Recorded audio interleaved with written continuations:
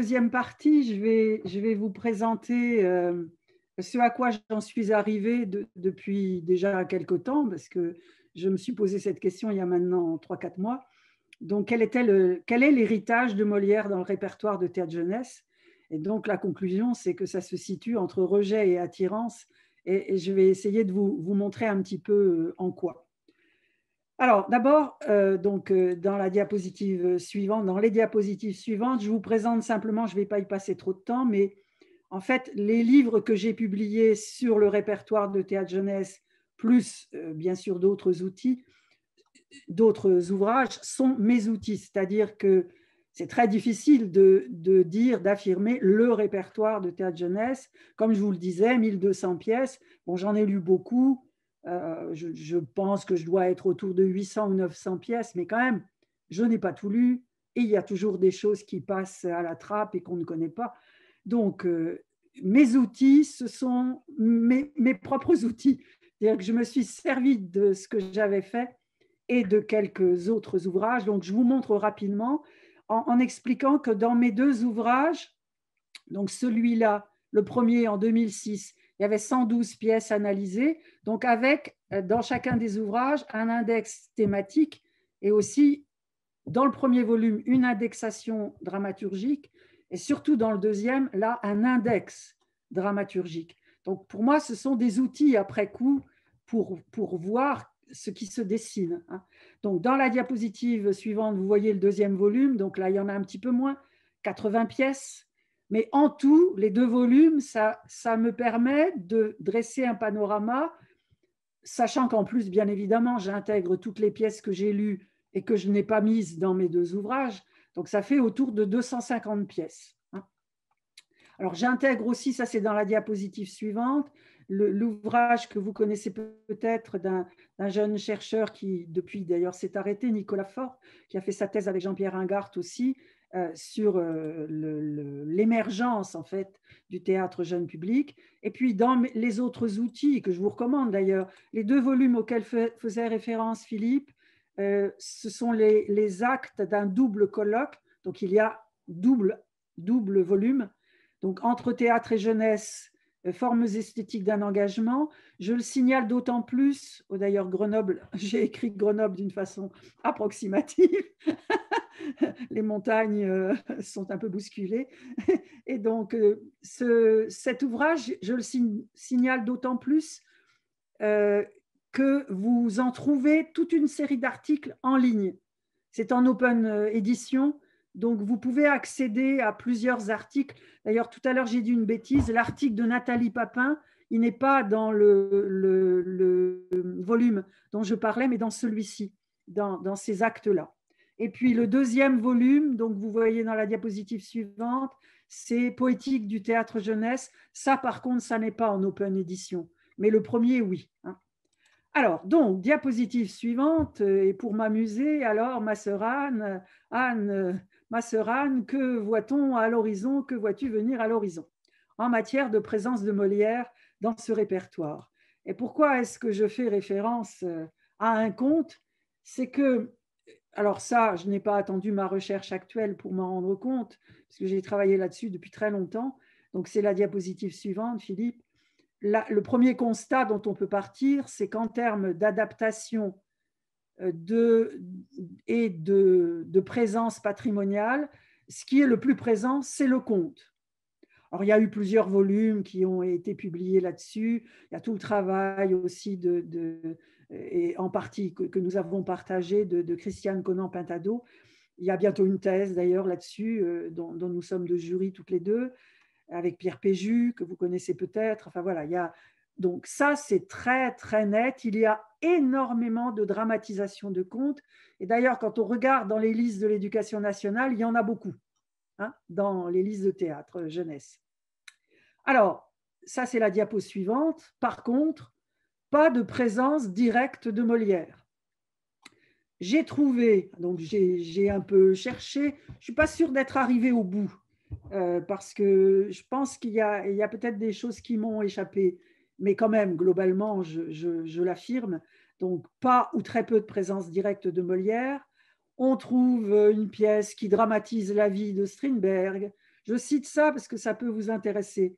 Il y a une réécriture que j'appelle recréative, c'est-à-dire très, très inventive, de Roméo et Juliette, qui est passionnante. Je vous la recommande, hein, collège-lycée, c'est une pièce remarquable. J'ai proposé tout un réseau autour de Roméo et Juliette, les films, la pièce de Shakespeare, et cette petite histoire d'Eugène Durif, qui est un petit bijou, moi que j'ai beaucoup utilisé en formation, sur tout ce qui est travail de mise en voix. C'est le père de Juliette, la mère de Roméo, qui se retrouvent plus tard, après tout ce qui s'est passé, et qui se re-racontent l'histoire de leurs deux enfants. Alors, il y a la grande histoire qui prend beaucoup de temps, mais comme ils sont fatigués, ils vont choisir la petite histoire, celle qui ne prend pas trop de temps. Et donc, à deux personnages, ils refont la pièce de Shakespeare. C'est vraiment un bijou. C'est je pense, une des meilleures pièces d'Eugène Durif.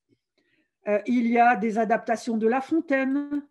C'est un texte de René Pillot, un des pionniers du théâtre jeunesse. L'âne et le roi. Ça peut être intéressant pour les collègues de collège. Hein.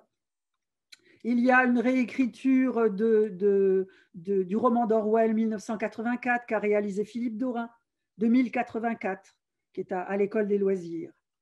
Alors, donc ça, c'est la diapositive d'après. Je disais, il n'y a pas ou très peu. On trouve quelques rares exemples. Alors, moi, dans ce que j'ai pu trouver, et je vous dis sans doute qu'il y en a d'autres, je n'ai pas cité, là, je n'ai pas intégré dans cette diapositive ce qu'on trouve aussi chez Retz. Et là il y a des textes, mais pour moi, alors c'est une terminologie que j'ai proposée, ce sont des récréations et non pas des recréations.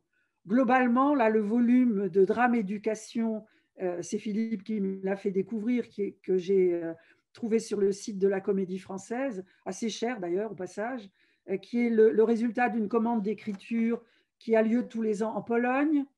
C'est alors dans un contexte de FLE, hein, donc il faut le préciser, c'est pour l'apprentissage du français. Ça, c'est une piste excellente et qui a été travaillée. On a organisé des colloques là-dessus à Grenoble. Il y a beaucoup de choses dans le domaine et c'est très intéressant. Puis l'autre volume que vous voyez, là, celui qui est à droite, Molière vu par une ado, qui est d'ailleurs un gros volume, et c'est vraiment de l'édition du type Retz.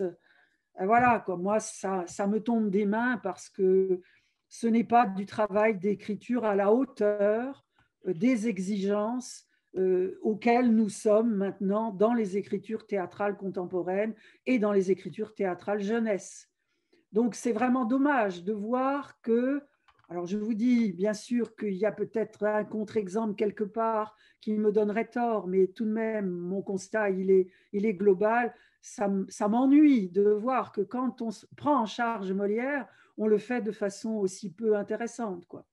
Donc voilà, la piste est ouverte pour qu'il y ait de grands auteurs qui se mettent, si c'est nécessaire, peut-être, pourquoi pas, à moderniser Molière d'une façon recréative et pas récréative.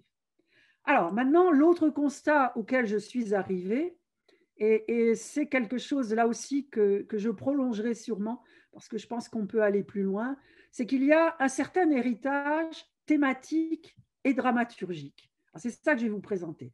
Alors d'abord, thématique, alors, je ne suis pas allée au bout de la réflexion, mais je vous lance ces pistes. Le premier héritage thématique que je vois, c'est le couple maître-servante. En particulier dans une pièce qui est remarquable, qui est une très, très belle pièce de Bruno Castan, qui est un auteur, moi, que je fais lire et dont je dis qu'il est, d'ailleurs, dans les pionniers du théâtre jeunesse. Il a dirigé Le Pélican, hein, à Clermont-Ferrand pendant des années, et vraiment son œuvre théâtrale en direction de la jeunesse est remarquable. Et donc, il a publié une pièce en 91, donc très tôt, hein, très tôt, et qui a d'ailleurs été publié à Très tôt théâtre, dans la collection de Béraudy dont je parlais. Et donc, cette collection a été reprise par Théâtral après, et il l'a republiée donc en 2006 sous le titre L'enfant sauvage. C'est inspiré, vraiment, je vous la recommande à les collègues qui enseignent en collège et lycée. Je vous recommande vraiment cette pièce qui est jouissive. C'est une belle langue. Il y a tout un réseau à construire autour. Le film de Truffaut, L'enfant sauvage, tout ce qu'on peut faire autour de la langue des signes. Enfin, c'est vraiment très, très intéressant. Et couple maître-servante, je vous ai mis une photo du film de Truffaut. On voit la servante qui était vraiment truculente et c'est vraiment le couple traditionnel de la comédie de Molière, le maître et sa servante. D'ailleurs, on finit par se demander si elle est seulement sa servante. Ça, je ne suis pas sûre que ce soit chez Molière, mais en tout cas, dans la pièce de Castan, oui. Donc vraiment, c'est… Alors, je pense qu'il y en a d'autres. Ceci dit, le couple maître-valet n'est pas très, très présent dans les écritures contemporaines. Peut-être qu'il y en a d'autres, mais ça ne doit pas être si présent que ça. Par contre, l'autre piste que j'ai vue, l'autre héritage thématique, alors moi j'ai été très très marquée par Le Malade imaginaire, c'est une pièce que j'aime beaucoup, que j'ai beaucoup travaillé avec mes élèves, dont j'ai vu plusieurs mises en scène. Et donc, je n'ai pas retrouvé d'image de la mise en scène qui m'a beaucoup marquée avec Marcel Maréchal. Je vous ai mis la mise en scène de Michel Didyme. En tout cas, ce que je pense être, mais c'est sans doute pas la seule raison, bien évidemment, mais une forme d'héritage de Molière, c'est le couple adulte, vieillard, sachant qu'à l'époque, on était vieillard beaucoup plus tôt qu'aujourd'hui. Donc, celui qui était père chez Molière, aujourd'hui, il devient grand-père. Hein. Mais en tout cas, il y a énormément de pièces dans le répertoire jeunesse avec un couple adulte âgé, donc souvent grand-père, grand-mère, et jeune enfant. Et moi, ça, c'est une piste que j'ai beaucoup travaillée, c'est ce que j'appelle le couple générationnel. Et alors, évidemment, alors, je vais vous montrer quelques œuvres, mais il faut préciser, c'est la diapositive suivante, qu'évidemment, le contexte sociologique et en termes d'histoire des mentalités est très, très différent. Donc, quand je dis c'est une forme d'héritage, peut-être, mais évidemment à nuancer, à historiciser. Bon, on y reviendra. Alors, je vous montre très vite, je vous donnerai les références d'un article où vous pourrez retrouver tout ça. J'ai dressé, moi j'adore les typologies, ça m'aide à penser et je pense que ça fait avancer. Donc, l'adulte en surplomb par rapport à l'enfant, infance, puis l'inverse, l'enfant qui sait et l'adulte qui apprend de l'enfant, l'adulte et l'enfant au même niveau qui avancent ensemble, et puis après, le double générationnel, on a deux personnages dans la fiction, mais il y a des effets d'écho, deux personnages différents. Et puis, là, ce qui va au bout de tout ça, c'est le double générationnel théâtralisé. Alors ça, c'est ma terminologie, il fallait bien que j'invente des mots, puisque ça n'existait pas. Donc, ce que j'appelle le double générationnel théâtralisé, c'est lorsque, comme dans la pièce de Melchior Blanche, que certains parmi vous connaissent peut-être, qui est vraiment un bijou, on a non seulement des effets d'écho entre le personnage adulte et le personnage enfant, mais en plus, dans la structure dramaturgique de la pièce, on finit par se demander si ça n'est pas le même personnage. La dramaturgie de la pièce amène à mettre en doute le fait qu'on aurait deux personnages séparés. Donc ça, c'est très, très intéressant. Bien évidemment, il n'y a rien de tout ça chez Molière. Hein. Mais par contre, alors là, moi, je ne suis pas retournée dans mes lectures sur Molière d'il y a très, très longtemps. Peut-être qu'il y en a parmi vous qui auront des choses à dire là-dessus, mais il me semble qu'il y a une forme de relation à l'enfance chez Molière qui n'est pas mineure, qui n'est pas accessoire, qui n'est pas simplement l'enfant que son père contrarie.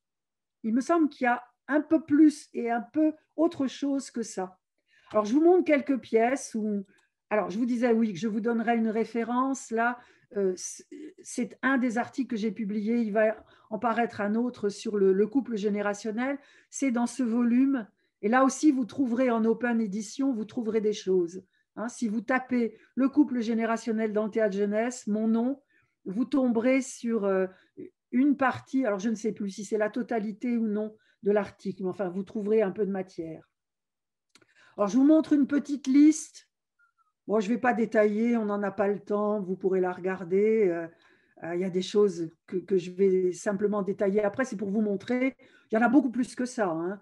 J'en ai mis quelques-unes là, mais il y en a beaucoup plus que ça. Je vous montre un exemple, quelques exemples.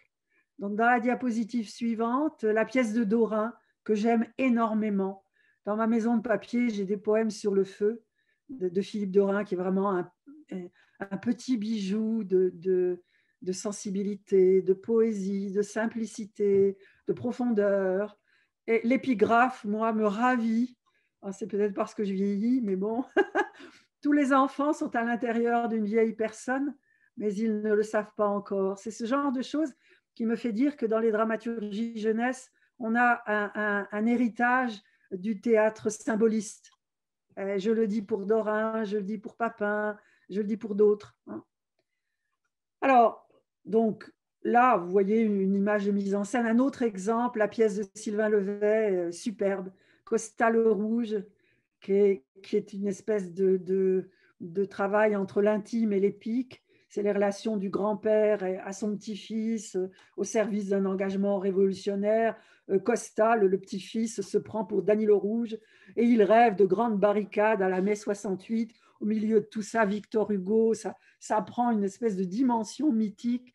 Alors, c'est une pièce qui ne laisse pas indifférent. Soit on ne l'aime pas, soit on la trouve extraordinaire. Moi, je la trouve extraordinaire. De toute façon, j'adore Sylvain Levet. Une autre pièce que je vous indique, celle de Fabrice Melchior, Le gardeur de silence. Alors, c'est là où on voit à quel point les écritures contemporaines sont totalement ailleurs par rapport à Molière. Regardez, personnage, Séraphin Huppe, Saena, sa petite fille, la voix de Saena Huppe, femme de Séraphin. Il y a la voix du jour, la voix du dedans et la voix du passé. C'est une forme de réécriture de Beckett, vraiment remarquable. C'est une très très belle pièce. Et dans les pièces intimes de Melchior, moi je trouve supérieure à toute sa veine plus surréaliste, plus comique. Hein, c'est vraiment un couple extraordinaire.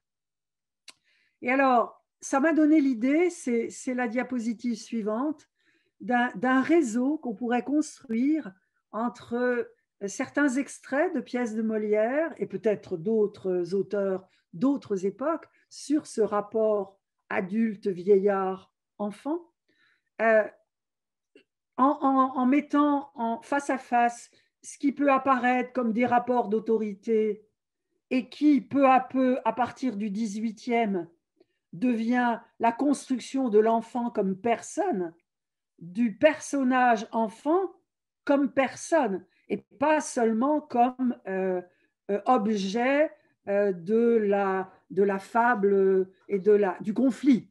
Hein. Et puis, ce qui était au départ, et dans certaines pièces de Molière, c'est ça, même si c'est un peu plus, une forme de canevas, et ce qui devient dans les écritures contemporaines, je vous l'ai montré avec quelques exemples, vraiment un scénario créatif, parce que l'enfant est devenu personnage, ce qu'il n'était pas véritablement à l'époque de Molière. Alors, après, question sur les héritages dramaturgiques. Alors, le premier héritage que je vois, c'est ce que Winawer a proposé d'appeler le théâtre machine. Alors, vous savez, enfin, et d'ailleurs l'expression elle-même le laisse entendre, c'est dans la diapo suivante. Je récapitule rapidement l'opposition que propose Winawer, et je l'ai trouvée, moi je la trouve, alors même si on peut la critiquer sur certaines choses, et elle pose des problèmes théoriques et esthétiques, mais il n'empêche qu'elle est extrêmement efficace avec les élèves. Moi, j'ai utilisé ces termes-là en classe de 5e, et avec une classe tout à fait ordinaire, pas des petits génies. Donc, ça fonctionne. La pièce machine, et Winawer s'appuie sur le théâtre classique du XVIIe, dont Molière, pour dire que c'est la pièce qui fonctionne par progression, dans une progression par enchaînement causal, avec une action centrée, unitaire, une surprise dans l'intrigue quand les choses se dénouent, une forme Alors, de suspense, ça, c'est pas toujours vrai dans les pièces du 17e, parce que comme il y avait des canevas, on sait très bien qu'il va y avoir une résolution, donc le suspense n'est pas forcément majeur, mais en tout cas, une résolution de l'intrigue par dénouement des fils qui s'étaient noués, ce qui va d'ailleurs avec la scène d'exposition. Et au passage, j'ouvre une parenthèse, dans les manuels scolaires, j'ai vu souvent apparaître une référence, et on l'entend beaucoup, à la scène d'exposition, comme si c'était obligatoire qu'une pièce comporte une scène d'exposition. Mais d'ailleurs, premièrement, ce n'était pas toujours vrai au XVIIe, et pas dans toutes les pièces, et pas chez Corneille tout le temps, par exemple. Et alors, au XXe siècle, scène d'exposition, bien sûr qu'il y a des procédés qui tiennent de l'exposition, mais la véritable scène d'exposition, comme on la voit dans un certain nombre de pièces du XVIIe, en gros, ça n'existe plus, comme la partition en actes et en scène. Il n'y a guère que dans ce volume-là, j'exagère, mais qu'on puisse trouver une pièce écrite, une pièce de 10 pages écrite en actes. Bon, ça fait sourire, hein. Enfin bon, et donc, la pièce machine, sa loi fondamentale, c'est que la parole est instrument de l'action. Et en face, la pièce paysage, donc les mots qu'on peut mettre, c'est le fragment, le tableau, c'est une progression par reptation aléatoire, plus ou moins aléatoire, une action plurielle, éclatée, fragmentée. Wienerver utilise l'expression une surprise au niveau capillaire. Bon, ça, c'est du Deleuze, hein. Donc, dans peu ou pas de suspense, le rythme qui est capital au profit du nouement et du dénouement, à l'inverse de ça, une fiction trouée ou en abîme, et donc la parole est elle-même action. Hein. Donc, quand on se pose ces questions-là, quand on prend ces outils et qu'on regarde le répertoire jeunesse, ce à quoi on arrive, c'est dans la diapositive suivante, c'est que ce n'est pas toujours le meilleur du théâtre jeunesse qui maintient des formes de théâtre machine. C'est même très souvent le moins bon du théâtre jeunesse. Comme si, alors je ne veux pas être méchante, hein, et je ne citerai pas d'auteur, mais il y a plein de pièces que je n'ai absolument pas retenues pour mes 2 volumes ou dans mes articles, parce que précisément, j'y vois une espèce d'héritage de Molière mal digéré, reposant sur une méconnaissance de l'écriture contemporaine, ce que je dis des éditions Retz. C'est-à-dire, c'est de l'écriture théâtrale Canada Dry, quoi. C'est du faux théâtre. Ça n'a rien à voir avec l'écriture contemporaine. Ça ressemble vaguement à du théâtre. Ce sont des auteurs qui ne connaissent pas bien, sans doute, qui ne lisent pas de théâtre contemporain, qui ne savent pas ce qui s'est écrit au XVIIIe, au XIXe, comment l'écriture théâtrale a bougé, a évolué, et qui croient que pour faire théâtre, il faut remettre le théâtre dans le formol et repartir dans des formes de théâtre machine, et en plus vraiment en bêtifiant l'enfance, en bêtifiant l'enfant récepteur. Voilà, c'est grosso modo, je peux dire que c'est le moins bon du théâtre jeunesse qui assume cet héritage.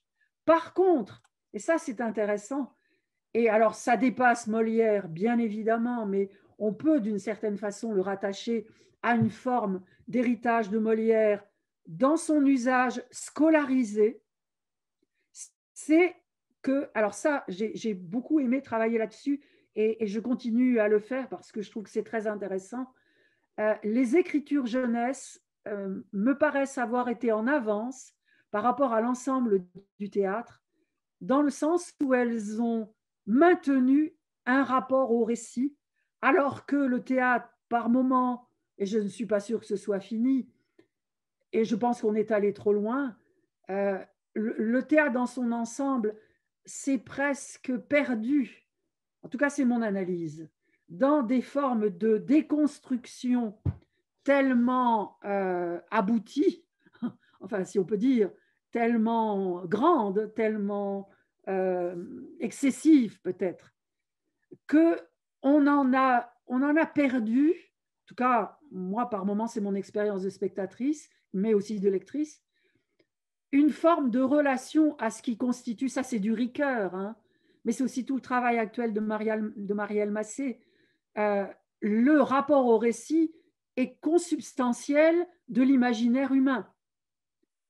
Et donc, le théâtre jeunesse, peut-être, par le rapport à l'enfance et par une forme d'héritage du théâtre scolarisé, donc Molière, c'est mon hypothèse. Après, savoir la proportion de causalité, c'est impossible à définir, évidemment, mais il me semble que ça a préservé le répertoire jeunesse des excès de la déconstruction de la pièce paysage, en gros, pour aller vite.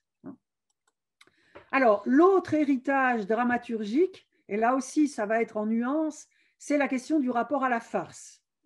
Alors là, je vous ai mis la couverture, il se trouve qu'elle est drôle, le titre du numéro de cette revue humoresque, L'enfance du rire, c'est Les Lardons. Donc, bon, on voit, enfin, ça marche ou ça ne marche pas, mais bon, en tout cas, moi, dans ce volume, j'ai proposé une réflexion sur ce que j'appelle l'humour multicolore, le répertoire de théâtre jeunesse entre humour noir et humour multicolore. Donc, ce que je veux montrer, c'est la diapositive suivante, c'est qu'il y a, alors là aussi, pas toujours dans le meilleur du théâtre jeunesse, pas toujours dans le plus inventif, mais un petit peu plus quand même que pour ce qui est de l'héritage précédent en termes de pièces machines. Il y a une certaine présence de la mécanique du rire dans l'ensemble du répertoire jeunesse. Ça, je pense qu'on peut l'affirmer.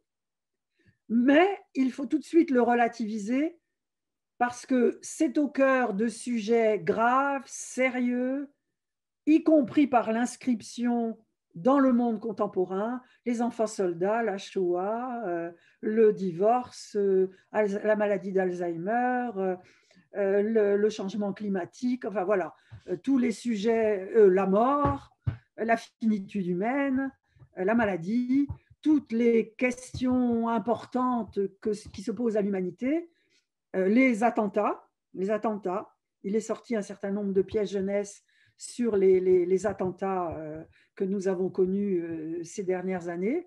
Donc, la mécanique du rire, oui, mais pas la mécanique du rire standardisée en quelque sorte ou sur fond de canevas. C'est beaucoup plus subtil et évidemment parce que en termes d'histoire des mentalités, on a changé de monde. On ne pense plus le monde aujourd'hui et on ne pense plus le théâtre aujourd'hui comme au XVIIe siècle, évidemment. Moi, j'analyse ça en montrant comment ça construit, comment les écritures jeunesse construisent de ce point de vue-là une éthique de la joie au sens que Clément Rosset donne à ce terme en termes philosophiques. Donc, c'est une prise en charge du tragique, mais sans l'esquive de la distraction pascalienne, pour aller vite. Et donc, dans ce contexte-là, alors, je ne vous en montre pas des exemples, mais il y en a beaucoup. Il est évident, quand on m'interroge, par exemple, sur les tabous dans le répertoire de théâtre jeunesse, et Suzanne Lebeau répond la même chose, et beaucoup d'auteurs répondent la même chose, les seuls vrais tabous dans l'écriture jeunesse, c'est qu'on ne peut pas désespérer les enfants. On ne peut pas désespérer l'enfance et la jeunesse. Ça n'est pas possible. Et c'est là où je dis que ces écritures-là, elles sont nécessaires à l'enseignement. À l'heure actuelle, on le voit, les enseignants sont soumis à rude épreuve. Hein. La société et l'histoire mettent les enseignants à l'heure actuelle dans des situations difficiles dans la relation à l'enfance et à la jeunesse qu'ils ont en face d'eux. Et donc, je trouve intéressant que le répertoire, qu'on voit comment le répertoire jeunesse et qu'on aille l'explorer avec les enfants et les jeunes, qu'on aille voir dans ces écritures comment on peut prendre en charge tous les malheurs du monde tout en fabriquant de la joie, sans désespérer. Moi, c'est en ça, c'est peut-être la raison la plus importante à l'heure actuelle que je pourrais donner à la nécessité d'étudier des pièces de théâtre jeunesse dans les classes. C'est ça, c'est cette raison-là. Et je pense qu'elle est vitale pour l'enseignement à l'heure actuelle, hein, pour que les enseignants sachent garder, je ne dis pas que tous sont désespérés, hein, bien évidemment, mais je pense qu'il est plus difficile d'enseigner aujourd'hui qu'il y a 30 ans ou 40 ans quand j'ai commencé. Ça me paraît évident. Donc, dans cette troisième partie, je vais donc m'en aller, alors j'ai déjà commencé, mais je vais préciser les questions qui sont posées et puis apporter quelques pistes de réponse. Bon, vous avez compris que dans les réponses que je propose, il y a l'étude et la réception de pièces de théâtre jeunesse en contrepoint de Molière, en quelque sorte, mais pas en opposition, bien sûr. Alors, la première, je vais continuer sur cette question du rire et du récit, en m'interrogeant sur le côté idéologique de cet héritage. Alors, ça, c'est une réflexion. Ça, par contre, vous ne pouvez plus le trouver parce que l'ouvrage est inédit, mais je suis en train de travailler à la mise en ligne de ce volume. C'était un colloque intéressant, Enseigner le théâtre contemporain, que j'ai co-organisé avec une collègue, Annick Brianquin. Et donc, j'ai proposé dans ce volume une réflexion que je vais reprendre, qui va être la base de ce que je proposerai lors de nos assises dont Philippe reparlera en avril. Donc ça s'intitulait « La question des genres dans l'enseignement du théâtre contemporain, courant esthétique et modèle didactique, des convergences ». Donc en gros, je vais pas me lancer là-dedans parce que ça va trop loin, mais je vais m'appuyer sur les diapositives que j'ai préparées. Donc, dans la diapositive suivante, ce que je veux mettre en avant, c'est qu'il y a, et ça m'a frappé dans l'analyse des manuels scolaires, c'est qu'il y a une prédominance du genre comique dans les choix des manuels, comme si le théâtre était nécessairement destiné à faire rire.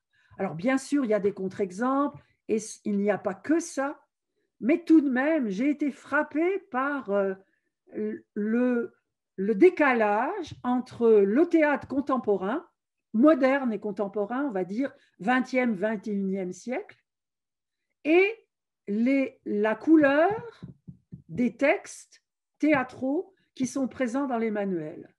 On rit beaucoup plus dans les manuels que dans le théâtre moderne et contemporain. Ça, c'est un constat, ce n'est pas une interprétation.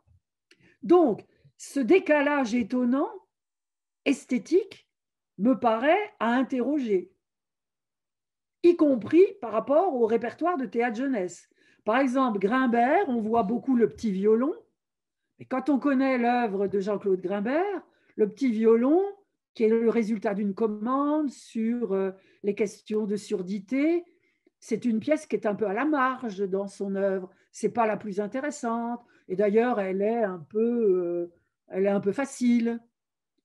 Donc, c'est celle qu'on trouve le plus dans les manuels scolaires que j'ai eu l'occasion d'analyser. Donc, il y a quelque chose qui ne va pas là, et on est dans des formes faciles de rire et d'intrigue.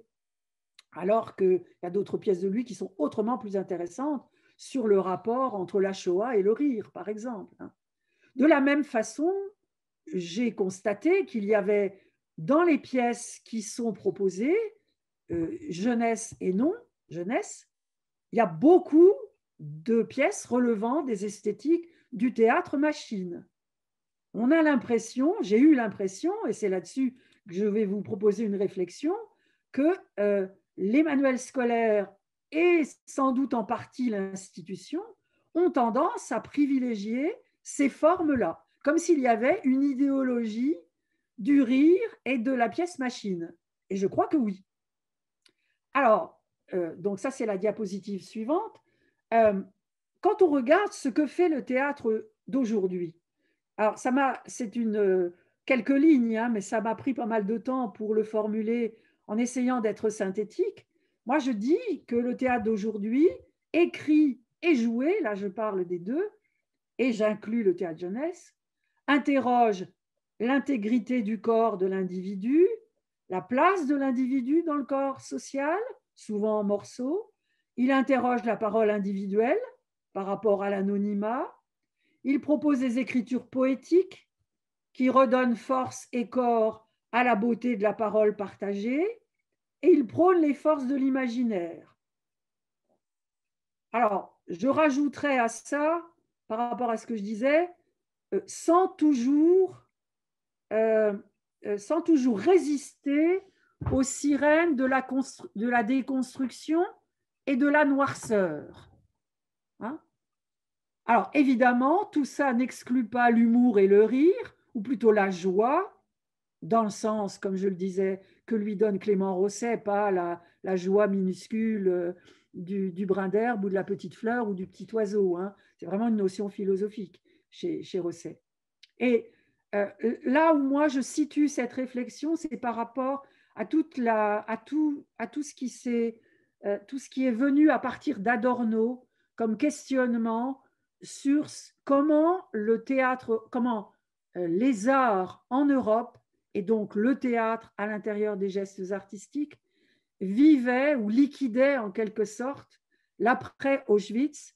Le propos d'Adorno, pour résumer, c'était d'affirmer, vous connaissez sans doute sa phrase, qu'il n'est plus possible de faire de l'art et de la poésie, ça dépend des traductions, après Auschwitz. Ce qu'en gros a repris Bond, et Bond rajoutant à Auschwitz Hiroshima. Donc cette thèse-là, elle vise à dire que le geste artistique contemporain, moderne et contemporain, aura forcément du mal à mettre en avant la beauté. Moi, ce que j'affirme par rapport à ça, c'est que les écritures théâtrales jeunesse, et là aussi, j'affirme, c'est ce que j'ai écrit dans un certain nombre d'articles et dans mes livres, je pense que les écritures jeunesse ont été en avance, comme elles l'ont été par rapport au récit. Quand on voit, par exemple, comment Mouawad a eu du succès en France, moi, le succès de Mouawad, je l'explique par un retour au récit.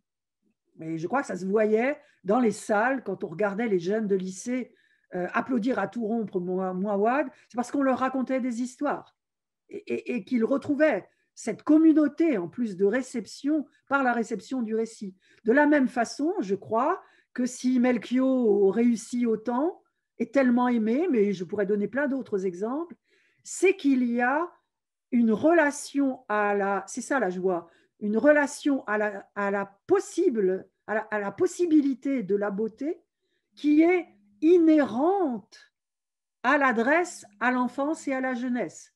Car, comme je vous le disais, dans les tabous, il y a on ne peut pas désespérer l'enfance et la jeunesse. Quel éducateur se donne comme objectif, à moins que lui-même ait besoin de rééducation, que de désespérer les enfants et les jeunes? Bien évidemment qu'un geste éducatif comme un geste artistique ne peut pas être de désespérer l'enfance et la jeunesse. Alors, du coup, il me semble que si, avec cette réflexion-là, je me dis que les textes officiels et les manuels scolaires favorisent le comique parce que finalement, alors sous couvert de registres, c'est ça l'origine du fait qu'on voit moins les genres hein, et qu'on ne voit plus le théâtre en tant que genre. On en parlait tout à l'heure dans les instructions officielles, dans certains manuels. C'est une influence un peu, sérieusement critiquable des sciences du langage et des esthétiques de la réception du côté sciences du langage, où on a construit des ponts entre les genres et où on a fait exploser les genres. Et ça dessert l'enseignement de la littérature. En tout cas, c'est l'analyse que nous faisons au sein du groupe de recherche dont je parlais, du réseau des chercheurs en didactique de la littérature. Donc, les textes officiels et les manuels scolaires favorisent le comique, finalement, de façon paradoxale, parce que je pense que l'institution a beaucoup de mal à accepter de vraiment donner toute sa place aux récepteurs. Je crois que je ne vous étonnerai pas si je dis que la culture française, moi, ça m'est de plus en plus insupportable, est une culture hiérarchique, du haut en bas, du ruissellement. Voilà, c'est un clin d'œil d'un autre type, mais bon. En tout cas, c'est une culture des boîtes, des cases et de la hiérarchie. Dans ce contexte-là, et je pense que c'est l'explication, hein, et je trouve qu'elle pose problème, bien évidemment, si on valorise autant ce comique et aussi d'ailleurs la pièce machine, ça va ensemble, c'est parce que sous couvert de donner sa place aux récepteurs, aux citoyens futurs, aux citoyens actuels, on a envie de le garder sous contrôle. pour le dire simplement. Je crois que ça relève de ça. Je crois que c'est un problème culturel. Et ça va avec la mythification et le formol dans lequel on met Molière. Ça va ensemble. Et finalement, le rire apparaît comme une espèce, le rire systématique, un peu forcé, la mécanique du rire, c'est une forme de garde-fou, moins gênant, alors qu'en fait, les enseignants savent bien que, de même qu'il est difficile de donner l'ordre de lire, il est difficile de donner l'ordre de rire. Donc, pour moi, ce recours au rire et à la pièce machine, je mets les deux ensemble, c'est finalement un recours pédagogique lui-même mythifiant et voué à l'échec. Moi, je le formule comme ça, aussi simplement. Donc, on voit bien quels sont les remèdes à tout ça. C'est partir dans l'autre sens, aller ailleurs. Hein. Alors, j'en suis arrivée à me poser la question, et il m'a fallu du temps pour arriver à le formuler clairement.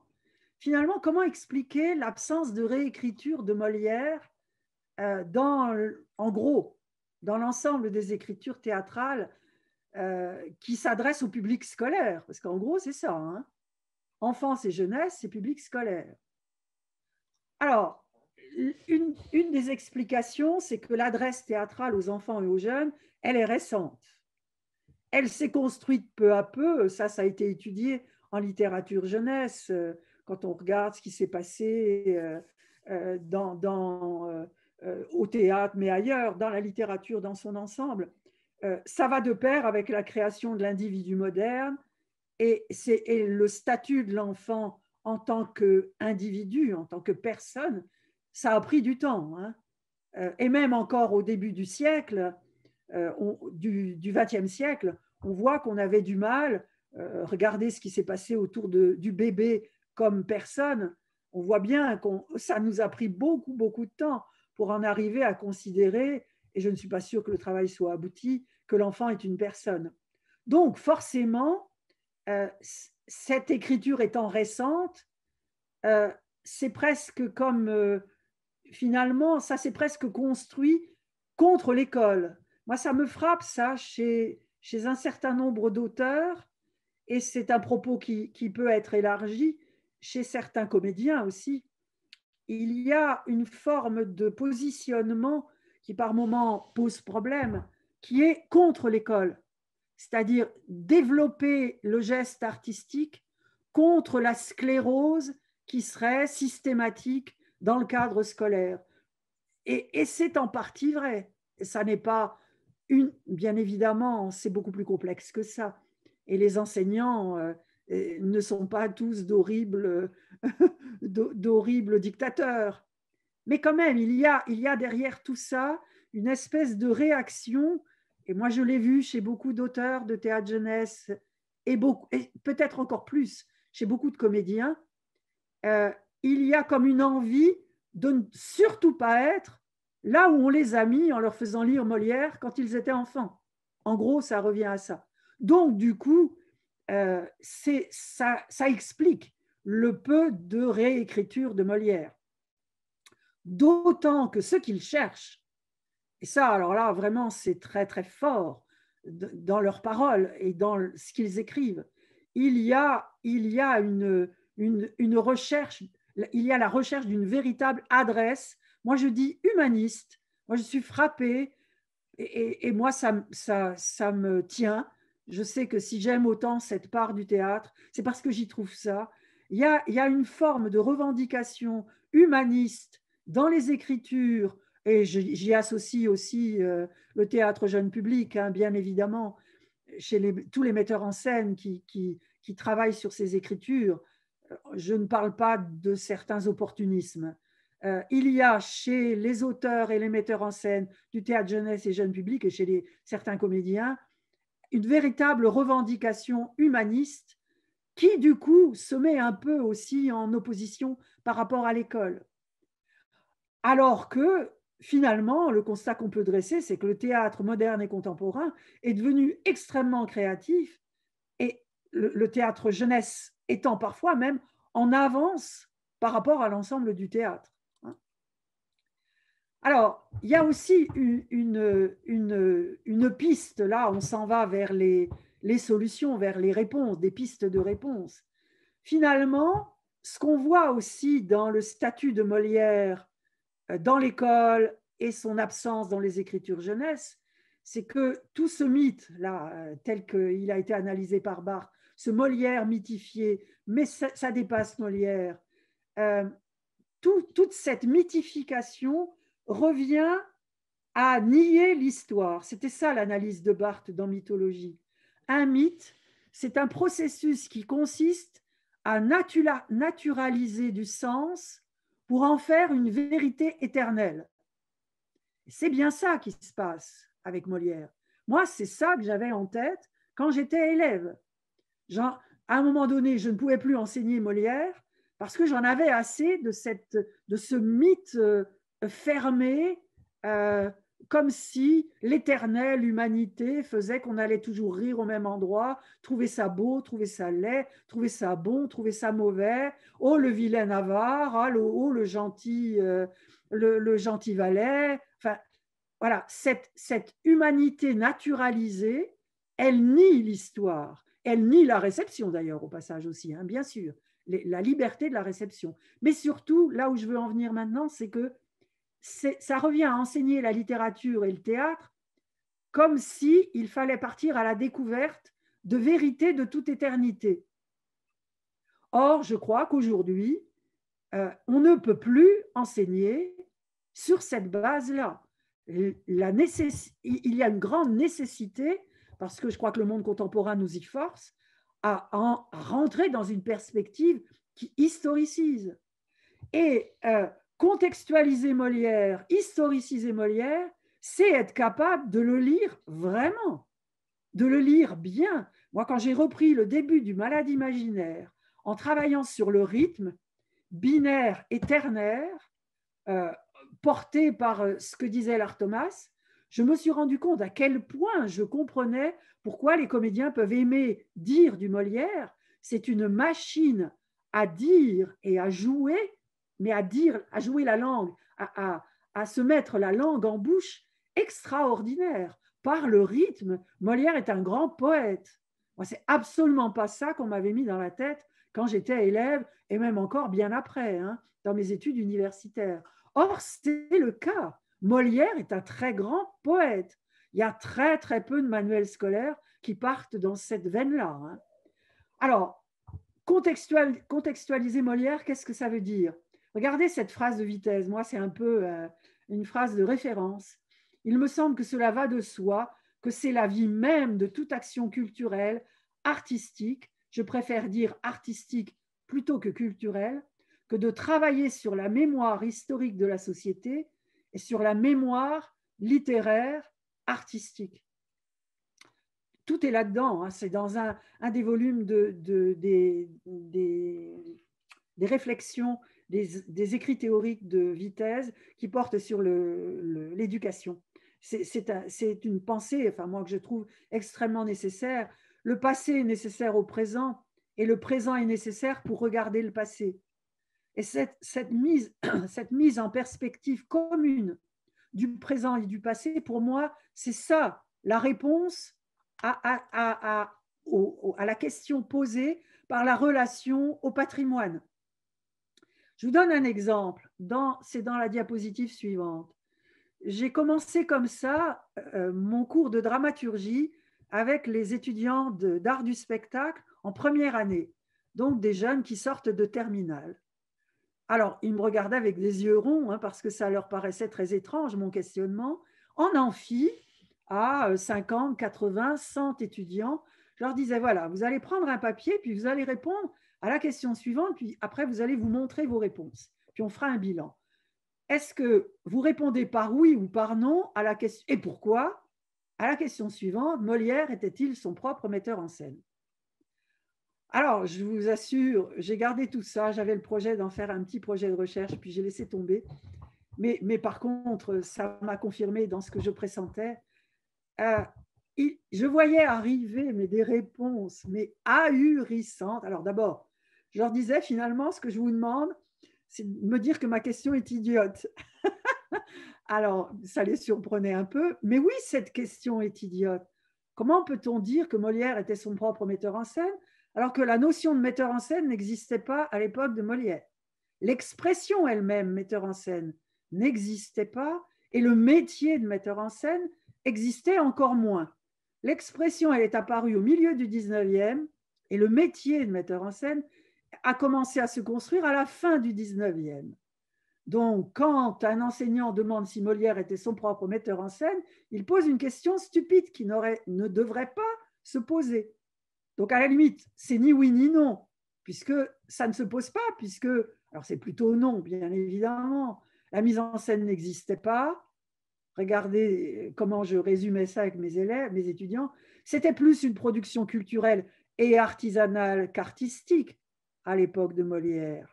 Évidemment, c'est un peu à nuancer, mais tout de même, on était plus dans un théâtre de participation à l'époque que dans un théâtre du regard. Le théâtre du regard, il s'est construit au 18e avec Diderot.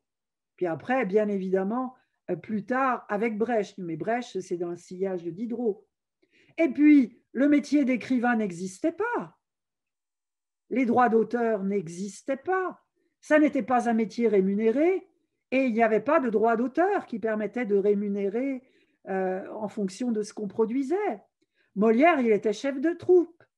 Il n'était pas écrivain. Il était meneur de jeu. Donc, cette question-là, moi, je la trouve très intéressante. D'ailleurs, je vous donne mon exercice. Allez-y, essayez, vous verrez ce qui se passe. Alors après, bien évidemment, pour tenir le choc des questions que vont poser les élèves, il faut avoir des billes.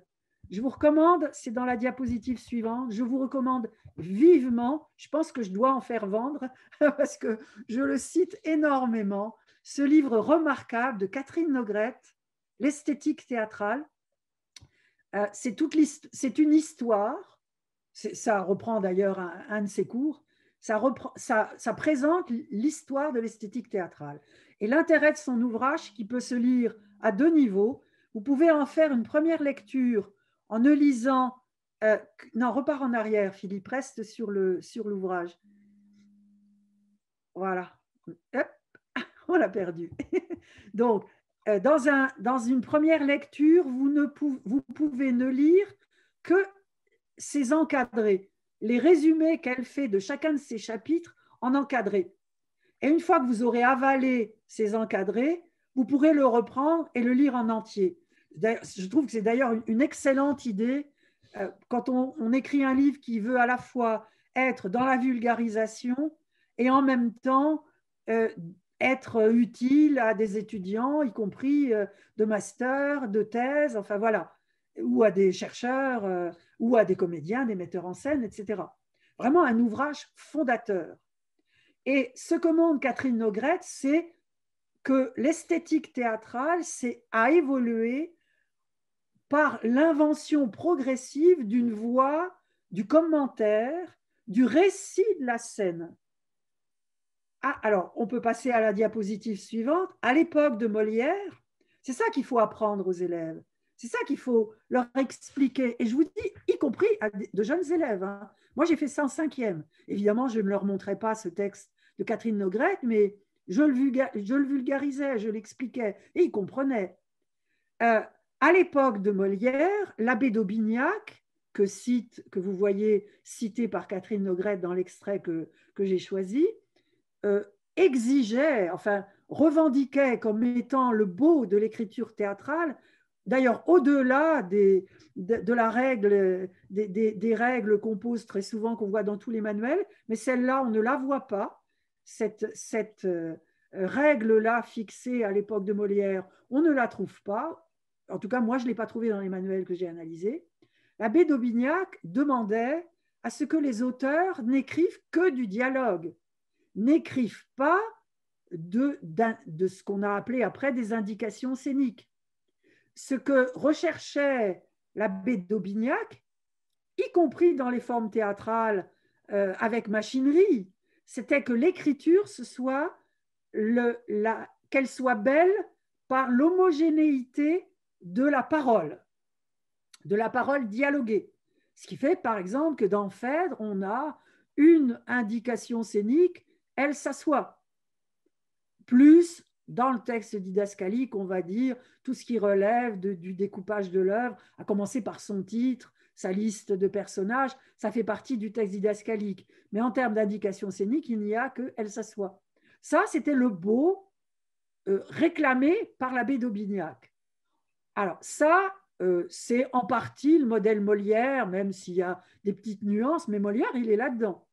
La scène se passe à Venise, et puis après, allons-y, on a le dialogue, plus quelques indications scéniques, sachant qu'on n'est pas sûr que les indications scéniques qu'on a dans les éditions actuelles soient bien de la plume de Molière. Hein. Ça, c'est tout le problème lié au fait que la littérature n'existait pas à l'époque, l'édition n'existait pas, et que fixer le texte était très problématique.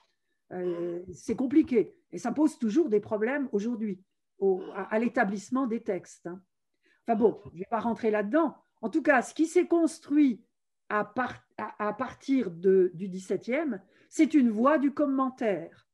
Et ce commentaire, c'est le commentaire de la scène, alors que peu à peu s'inventait la mise en scène. Et en même temps que s'inventait la mise en scène à partir du quatrième mur, hein, c'est ça qui est fondateur. Mais ça, c'est facile à expliquer aux élèves. On prend l'espace scolaire, il est fabriqué sur le modèle de l'espace théâtral, et le quatrième mur, c'est le mur imaginaire entre vous, enseignants, et les élèves, le public d'élèves. Hein. C'est exactement le même. L'espace scolaire en France, c'est structuré, c'est très intéressant d'ailleurs, hein, d'un point de vue idéologique et historique. L'espace scolaire français, c'est structuré, ce qui n'est pas vrai dans les pays anglo-saxons, sur le modèle de l'espace théâtral du 17e, 18e, non, du 18e, pardon, du 18e, je disais une erreur. Alors, et je vais m'en aller vers ma conclusion. On va passer tout de suite, Philippe, à la 69. Voilà, que faire? Oui.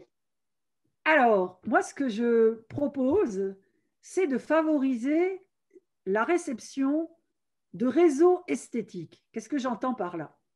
Moi, je m'inscris, comme tous les chercheurs en didactique depuis fort longtemps, dans ce qu'on appelle le courant constructiviste, c'est-à-dire que apprendre, c'est comparer. Apprendre, c'est avoir de la différence dans les mains et construire des savoirs à partir des ressemblances et différences entre ce qui est des objets différents. Donc, il s'agit de créer des réseaux qui permettent de comparer des époques, des modes d'écriture théâtrale, des modes de théâtralité, des types d'espace théâtral, hein, je pourrais rajouter ça, pour mieux savoir situer son époque et pour mieux savoir se situer. Et aussi, au passage, pour mieux se focaliser sur son objet d'étude. Alors ça, pour moi, c'est vrai en lecture, en écriture, en jeu de plateau, en réception de spectacle, en lien avec l'évolution de l'espace théâtral. Là, je pense au livre de Degaine, hein. Une mine à utiliser. Moi, j'ai utilisé de la même façon ces schémas en 5e et en master d'art du spectacle. C'est intéressant d'ailleurs. Hein. Ces schémas sont remarquables. Tous les différents types d'espaces, c'est génial. C'est très, très bien fait. Tout ça, pour moi, ça doit permettre de construire une école du goût, c'est-à-dire savoir goûter les textes. Je m'inscris dans ce que Vinaver proposait, travailler sur des extraits de textes. Et le premier exemple que je vous propose, c'est ce que j'appelle l'atelier d'écriture historicisant. Et je l'ai pratiqué. Hein. Là, je parle de quelque chose que j'ai fait faire et vraiment dont j'ai vu tout l'intérêt et que je propose aussi en formation. Hein. Ça serait d'ailleurs intéressant. Là c'est une proposition que je fais à l'ANRAT. J'animerais bien un atelier d'écriture sur cette base-là, y compris avec des auteurs. Donc, il s'agit, là par exemple, je proposais un poème de Prévert, Déjeuner du matin. Vous savez, il a mis le sucre dans la tasse de café, il a mis enfin, je ne sais plus, là, ça m'échappe d'un seul coup, mais ce poème de Prévert dans lequel on ne sait pas qui parle, à qui, etc. Et donc, ce que je propose, l'atelier d'écriture historicisant, c'est quoi?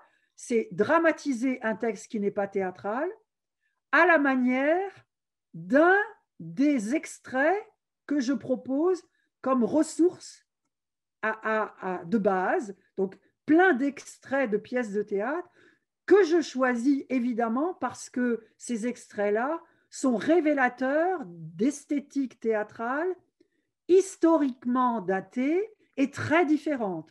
Pour un même siècle, il y aura du Corneille, du Molière, du Racine, et éventuellement un peu de siècle d'or espagnol. Enfin, voilà. Puis au XVIIIe, un extrait d'une pièce de Diderot. Enfin, voilà. Vous prenez tous les... Alors évidemment, il faut connaître cette histoire, mais c'est là où Catherine Nogrette va vous aider. Enfin, moi, je me suis servi aussi de ça. Faire tout un réservoir de textes en extrait, donc les incipits, moi, là, pour moi, c'est absolument indispensable. Tout y est, tout y est. Quand on voit comment se développe l'écriture, la voix du commentaire, des costumes, on comprend comment la mise en scène est en train de s'inventer. Quand les auteurs décrivent les costumes ou le décor et disent on et disent je, dans l'écriture contemporaine, les auteurs, ils disent je. Il y a même des personnages qui s'appellent tu, qui s'appellent je. Donc, toute cette évolution, on la propose sous forme d'extraits et ceux qui vont réécrire le texte non théâtral se choisiront un modèle parmi ces extraits. Donc, ça les oblige à tout lire. Enfin, en tout cas, il faut faire en sorte qu'ils aient envie de tout lire, mais le processus les y amène. Et ils vont lire leur texte aux autres, et l'objectif, c'est de leur faire deviner quel était leur modèle. Évidemment, dans cet ensemble, il faudra mettre Molière. Ça, c'est bien évident. Et donc, après, alors on peut s'amuser. Je donne mon texte. Moi, j'ai réécrit le texte de Prévert à la manière de Beckett. Je vais le donner à quelqu'un pour qu'il le réécrive à la manière de Lagarce. Et puis moi, je vais réécrire celui de quelqu'un d'autre à la manière d'un autre modèle. Enfin, après, on peut s'amuser. Et l'écriture à la manière d'eux oblige à lire. Et évidemment, avec des plus grands, en lycée et un peu en fin de collège, on va mettre des mots sur tout ça, sur les types d'esthétique théâtrale. Avec les plus jeunes, on va se contenter de goûter les textes, de les sentir, de voir les différences. Et avec les plus grands, on mettra des termes liés à l'esthétique théâtrale. Alors, un deuxième exemple pour aller très très vite, c'est mon avant-dernière diapositive. Faire la même chose pour la mise en espace, pour la mise en voix, mise en espace. Travailler sur, et il y a des documents là-dessus, il y a des ressources. Déjà, les différents types d'espaces théâtraux, comme on le disait chez Degaine, mais on les trouve ailleurs dans des tas de livres. Tous les types différents de lieux scéniques selon les époques, et on repart chez les Grecs, bien évidemment. Les différents types, pas seulement d'espaces de théâtre, les différents types de relations entre l'espace de jeu et l'espace des spectateurs, qui récapitule en quelque sorte l'histoire du lieu théâtral.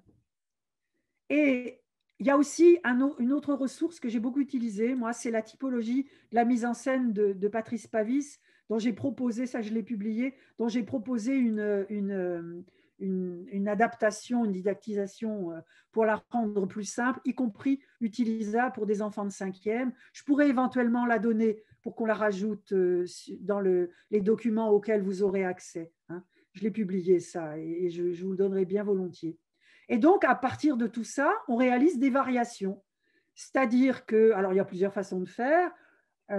Soit on crée plusieurs groupes, chaque groupe prend un type d'espace théâtral et de relation au spectateur. On a le même objet commun, la même scène d'un spectacle qu'on a vu ou un même travail réalisé par un groupe, tout ce qu'on veut. Et on va le passer au crible de plusieurs mises en espace, mises en jeu sur des modèles historicisants, historicisés. Et après, on compare. Et puis, on va pouvoir, j'insiste, ça peut être intéressant en réception de spectacle, ça. C'est-à-dire comment reprendre le passage qui a marqué majoritairement le groupe. Moi, je l'ai fait en option théâtre. Choisir d'abord, chacun exprime quel est le passage qu'il a trouvé le plus intéressant, soit parce que très réussi, soit parce que très raté. On met en commun, on choisit alors un ou plusieurs des extraits qu'on va retravailler et on le refait sur la base d'un modèle. Ces modèles historicisants dont je parlais. Voilà de quoi historiciser Molière. Et je conclurai sur la dernière diapositive qui nous emmène un peu ailleurs. Mais en fait, je crois qu'on n'est pas très loin de Vitesse.